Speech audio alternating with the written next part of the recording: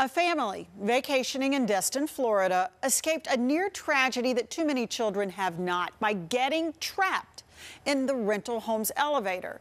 In our ongoing Fox 5 I-Team investigation, we've told you about the growing concern of children getting seriously injured, even killed in residential elevators. That moment that I realized I was about to witness hearing my daughter die in front of me. Like, it was the most traumatic experience that I've ever felt. We need to go get some water from the ocean. It was the last day of this Alabama family's Destin Beach vacation. We're going to play in the sand and the water. Sarah and Jason Anderton say the rental home was brand new and had a residential elevator. And a lot of them do now to accommodate aging baby boomers. 5-year-old Grace had opened the elevator's hallway door, but not the cab's accordion door. Stuck in between doors, the elevator started moving.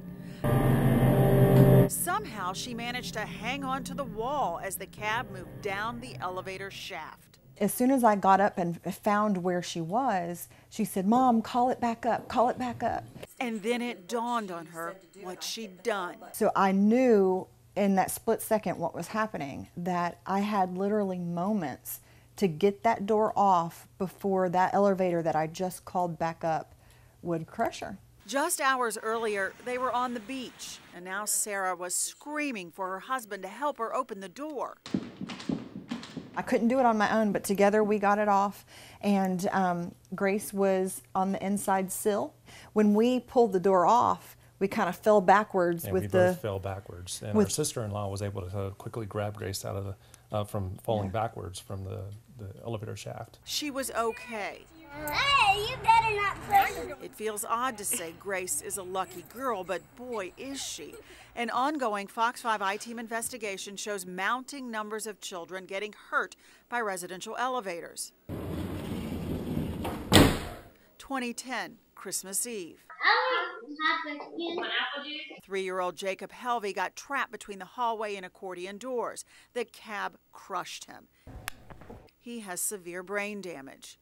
Just a few years later, over the Thanksgiving holiday, 10-year-old Jordan Nelson was vacationing just outside of Myrtle Beach. His family's rental home, well, it also had a residential elevator. He got trapped and is now a quadriplegic with catastrophic brain damage. How did this happen again? What's not working in this elevator? Same issue as in almost all of the cases. They're virtually identical. The space between the doors is too big. Andy Cash represents many of the families who've been hurt by residential elevators and, like safety advocates, argues that no one, much less a child, should be able to fit between these two doors. And if they do, a sensor, like you find with a garage door, should trip, not allowing the elevator to move. Georgia Insurance and Fire Commissioner Ralph Hudgens was so alarmed by what we discovered that he changed state law to close the gap between the doors, making it less possible for a child in Georgia to get trapped. After Jordan Nelson's incident, the Consumer Product Safety Commission issued a recall for hundreds of residential elevators in South Carolina's beach rental properties, calling them a crushing hazard. Okay, hold on tight. The Andertons say they had no idea that residential elevators were even a risk to children. But now, they can't stop thinking about it. On the way back home, we kept on looking at Grace in the back seat thinking, how are you still here? I just don't understand. How are you still here? It's unbelievable. I mean, she's the one in a million. Now, the federal investigation by the CPSC, that should wrap up by the end of the year. We're going to keep looking into that. But meantime, a safety watchdog group, the Safety Institute, is now urging anybody concerned about this to sign a petition to encourage the CPSC to make a change in how residential elevators are designed, even installed. And I've got that link for you if you'd like to sign the petition. It's on my Facebook page. It's at Dana Fowle, Fox 5. Dana Fowle, Fox 5 News.